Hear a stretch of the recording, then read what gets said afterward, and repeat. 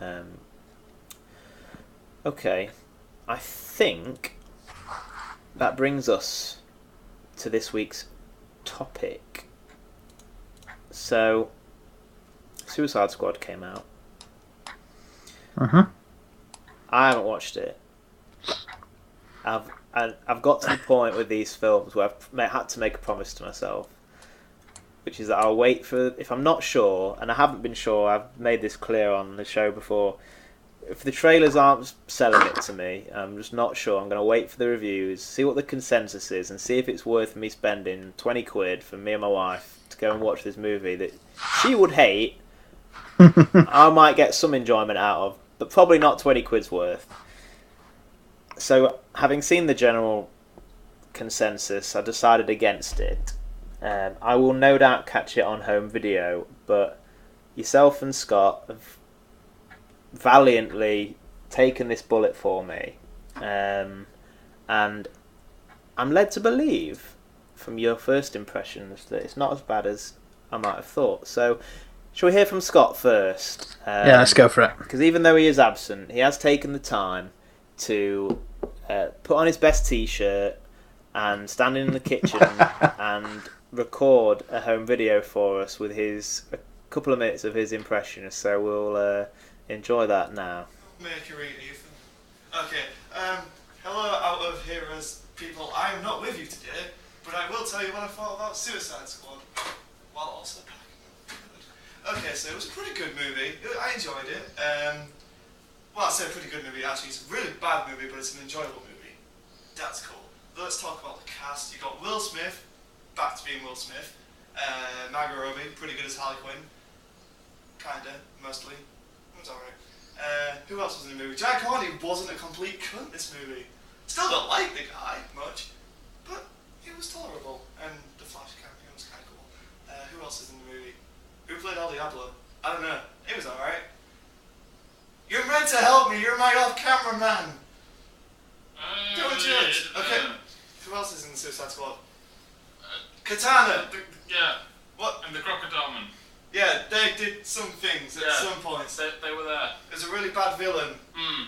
Yeah, that wasn't good. It was a weak villain. And then also Blue Laser in the end of the world. The story doesn't make too much sense. Oh god, Rick Flagg's in the movie. Yeah, he's meant to be the leader, not leader. Oh shit, yeah. Are we forgetting anyone? Oh.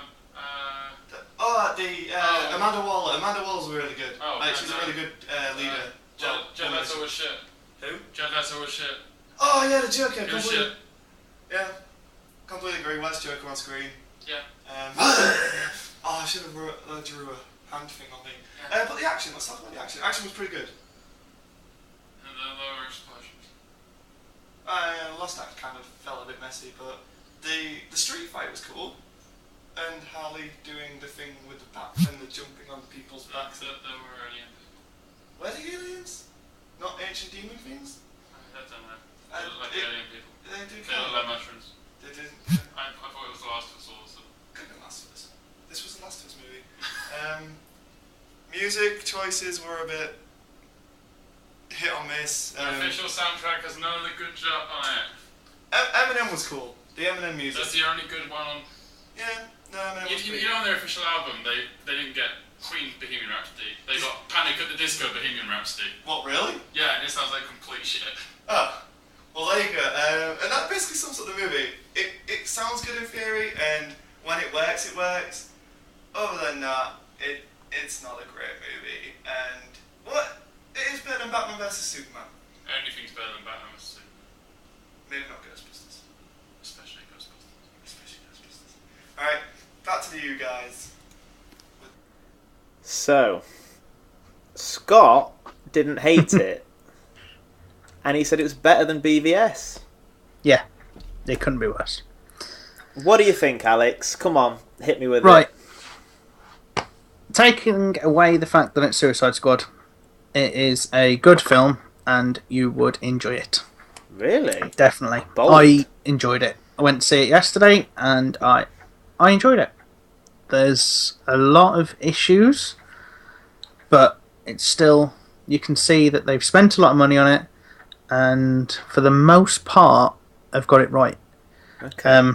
I have made some notes because there was a lot. Basically, we spent 40 minutes driving back from the cinema yesterday talking about it and having lunch Brilliant. while we were there. So it was a lot of chat about it, my wife Good. and I. First impression of it, it was good. It's too much music. Yeah, I've heard that. Scott says the music's not right. The music's excessive. Mm. Rather than using backing tracks or more like a soundtrack, they've used songs. Yeah. And there's silly little things, but you can see what they've done is when they've come to editing, they've gone, well, the theme, the feeling of this scene isn't right, the tone isn't right. How do we make it right?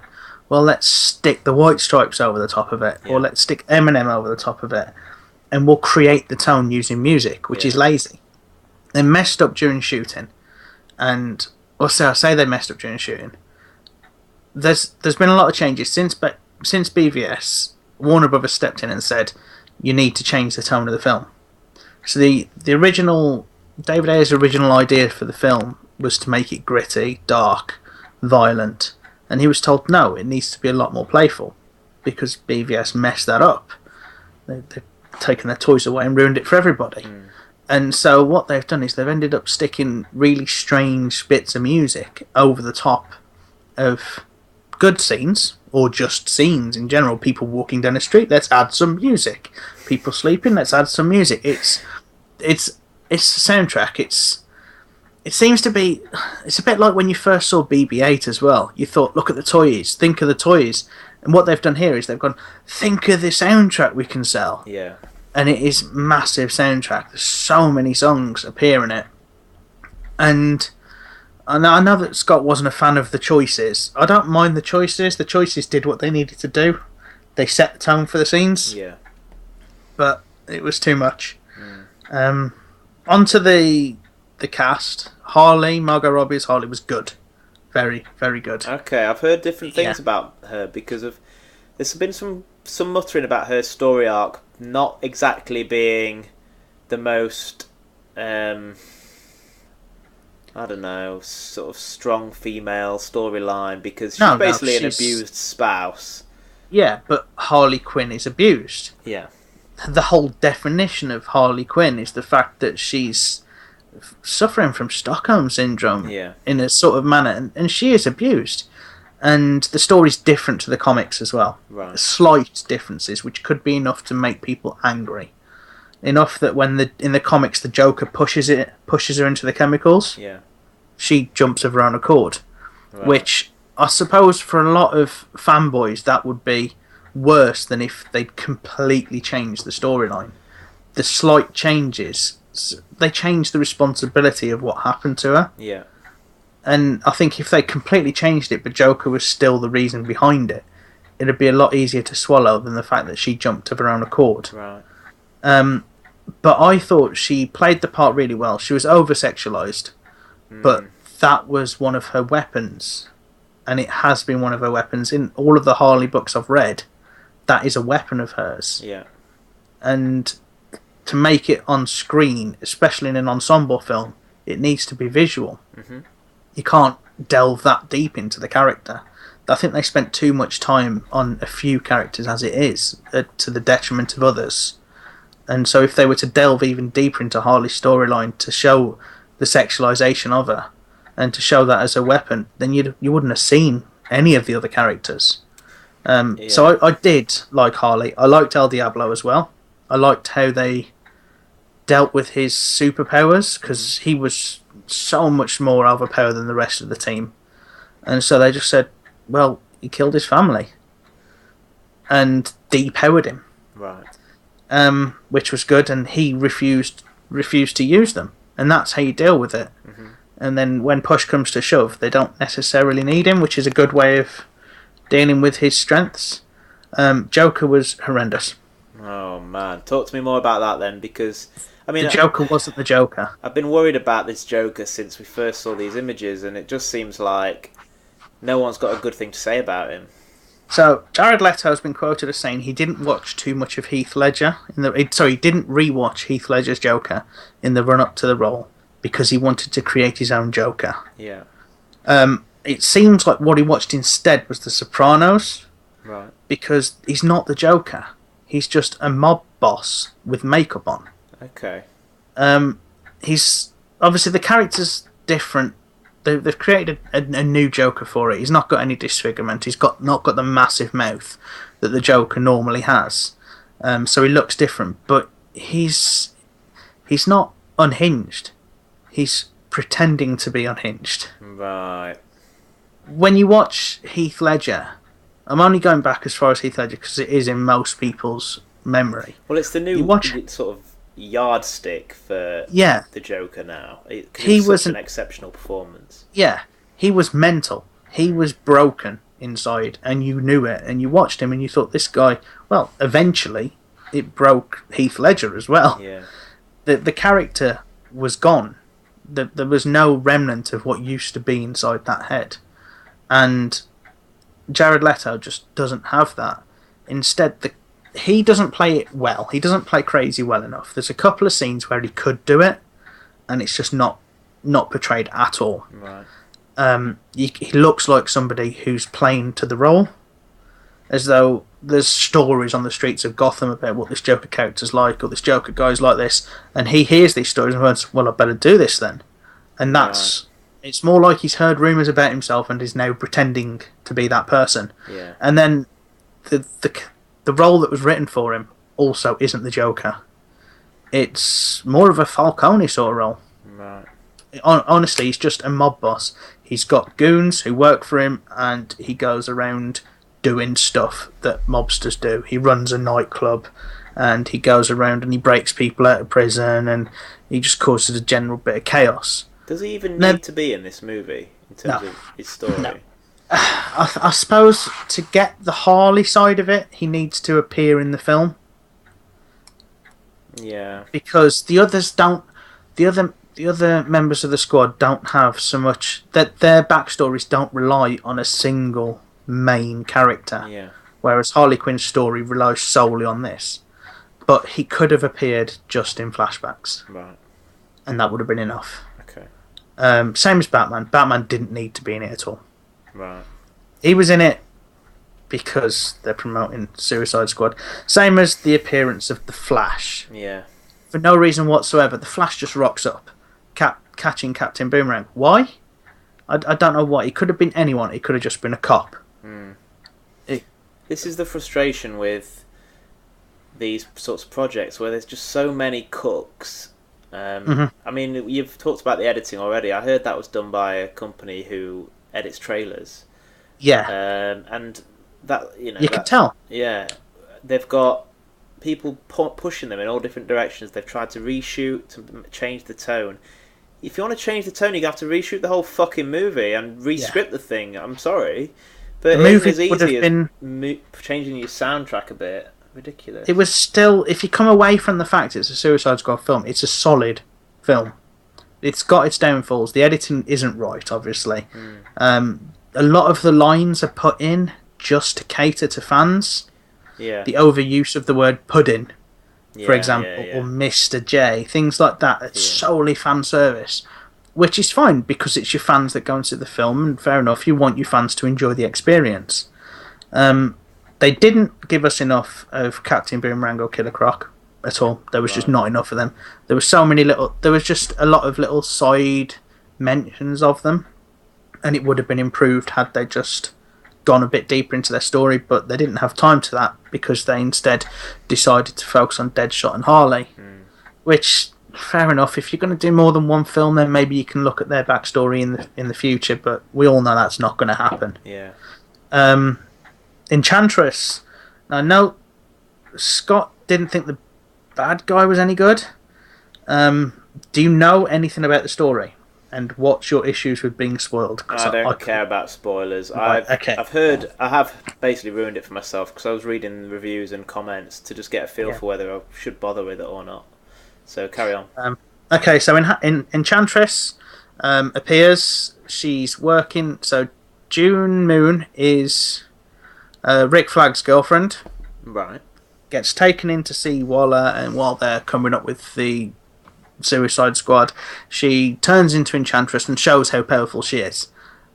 June doesn't like this, and eventually what happens is June whispers the name Enchantress in her sleep.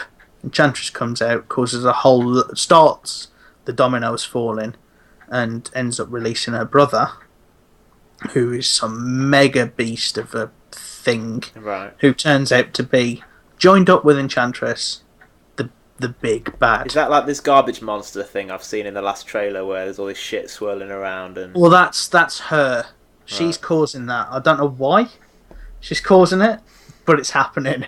I've heard a lot She's of. trying to, Go on.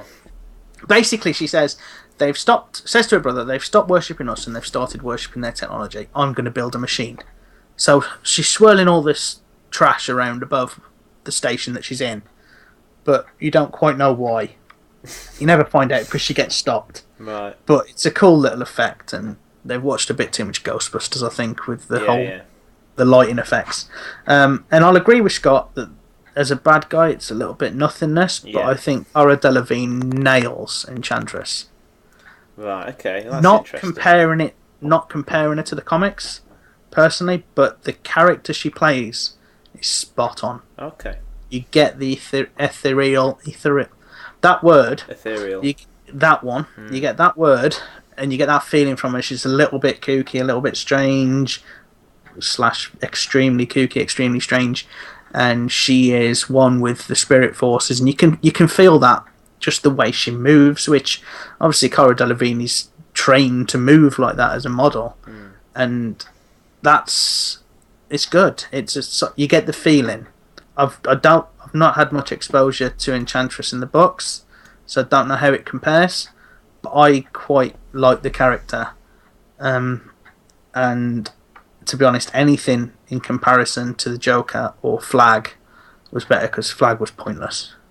Absolute waste of time. Well, on that note, one of the other concerning things I've heard is that the plot is kind of inexplicable. Amanda Waller creates a team of villains to do something, but it's never really explained what, and then it turns out what they need to do is save Amanda Waller from something that wouldn't have happened if she hadn't created this in the first place. Rick Flag is there for no reason with an army of people who can basically kill as many folk as the Suicide Squad could, so why are they both there in the first place? There seems to be some strange parts of the story that I can't really get my head around, but it might just be people being unfair. Okay, so the Amanda Waller side of it. Put yourself in Amanda Waller's position. You can see what's coming with the world. Yeah. You know what's going to happen. Superman is dead. Your one last line of defense for the US has gone. You need to create something else. Now, your most powerful people are in this Belle Reve prison. Yeah. And you know that they're the ones who can deal with what you need to deal with. How are you going to do it? You're going to disavow them, but you're going to make this team. So she starts the process off. Now, Amanda Waller's a nasty piece of work. She's a proper sociopath. And she's setting this up in advance of when the next thing happens, this is it. This is what we're going to deal with. But you play with fire, you're going to get burned. She causes the problems. It just so happens that she's in the same city. Right. And she is the one that needs rescuing. It's not a direct... Okay, it is a direct result of, but the story's not written that way. So you didn't have an issue with the way that kind of unfolded specifically? No. Okay, No. That's fine. I think the fact of the matter, it is very much a play with fire, you're going to get burned. You're playing with these superheroes. Yeah. And you think you've got everything set up. And you think you've got the bombs in there next to blow their heads off, but the one person who you haven't set that up with is the one person you trust. Right. Which is June. Right, okay. And and then she's the one who goes off on a tangent because she's having a dream. And that's all it is. Okay. And that's what starts it all off. So it's not an imaginative story by any stretch, but it does the job of showcasing the characters. Well, it sounds like it has some themes to it. If Amanda Waller, she's, like you say, she's created her own demise in a way. I don't think not necessarily demise, but she's created a rod for her own back. Mm-hmm. It's that Icarus thing, I guess. So yeah, that is it. She started the process of setting it all up, but it hadn't been set up. The bombs weren't in their necks. They'd been approached and determined who the team was going to be, but nothing. The wheels hadn't actually started in motion until it just so happened that what's her name has a little bad dream, turns into a badass witch who goes on a little bit of a rampage and causes problems all over the city. What's the point of Rick Flag then? To be a character in the comics that they need to fit into the film. He's crap. Oh, Deadshot. Okay, he's there to deal with. Okay, you can't see. I don't understand either. They were meant to be a disavowed team, so the idea is you send them in on their own. Yeah, so you can Otherwise, deny any knowledge. How else can you explain the fact that 10 of your actual Marines have died in just so happens the same place as where Harley Quinn's going mental with a baseball bat? So that doesn't necessarily make sense, but he's obviously there to lead both teams. And the military team would not have survived if it wasn't for the Suicide Squad. Right. So that deals with that issue of they could just do as much as they could. Well, they wouldn't have done it. They wouldn't have survived if it wasn't for El Diablo and Deadshot. Right. Deadshot in the first instance, Diablo in the second. So he's there to lead those, but he's not a leader. In fact, the comment is even made in the film that he's crap at promoting. There's just crap at inspiring his team. What Rick Flag is? Yeah. I think it's in one of the trailers as well. He's in charge of a military unit, but he's a crap leader. He's a horrendous leader, but it's when he's trying to speak. He's speaking to the Suicide Squad, and he's just saying, "Look, you're all gonna die, or if you don't die, I'm gonna blow your head up, or whatever." And then Deadshot even makes a sarky comment about how crap of a leader he is, and he's useless. At the end of the day, he's emotionally attached to the person they're trying to kill. Right, so get him out of there.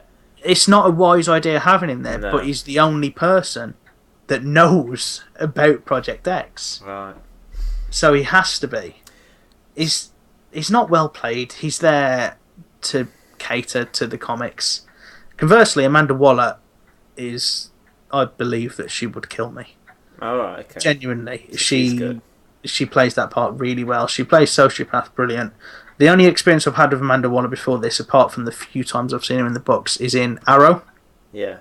And while the character in Arrow started off a bit of a sociopath, she just turned into an absolute nutcase. Played a better Joker than Jared Leto in Arrow. She just was evil for the sake of being evil. Right, okay. Whereas this one has her goal in place, and she's doing what she's doing for a reason. Mm-hmm. So you can believe it, but as much as her reason may be completely selfish and she doesn't care who she steps on, I mean, there's a team of people with her who weren't cleared for what they did.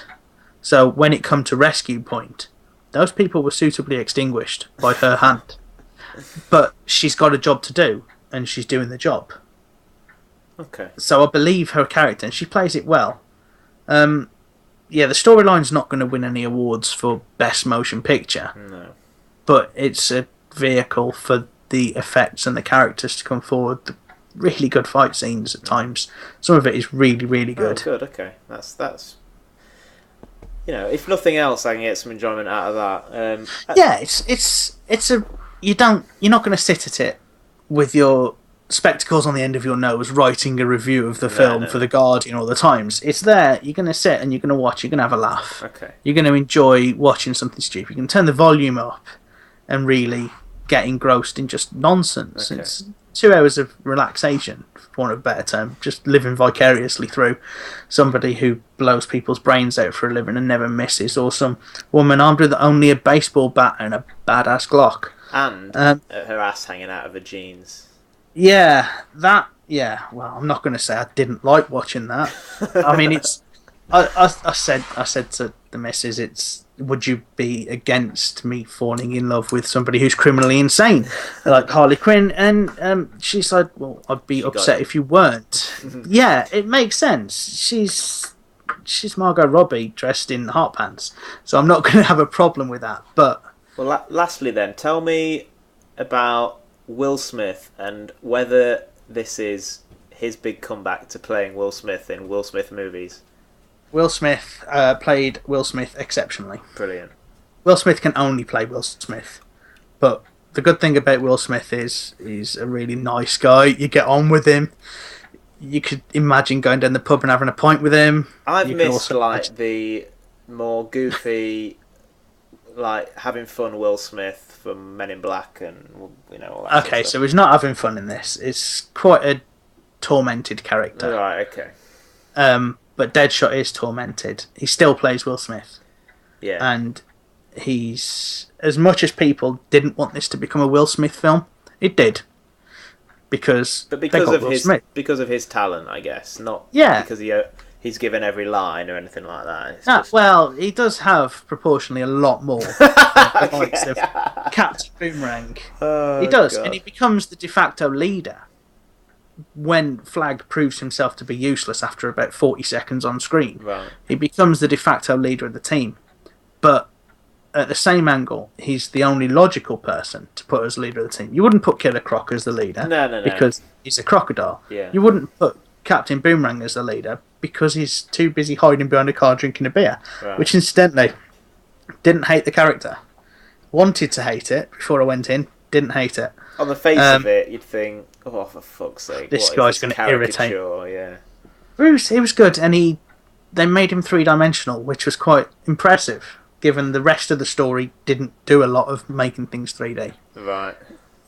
I tell you, you're surprising me in a lot of ways with this this review. I like being negative. I'm very British about it. I I'm like pleasantly surprised.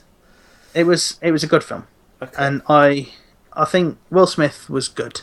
It was a good. He played Will Smith. It became a Will Smith movie, and that's where it needed. Without a strong actor playing a strong role at the front, it would have fallen apart. Okay. Because that was your anchor. All right. Well, lastly, then, give me a mark out of 10. Oh my god! Right, IMDb is No, looking at yours. 6.5. Gut No, I'll give instinct. you mine. I'll give you mine. IMDb's looking at a 6.5 at the moment.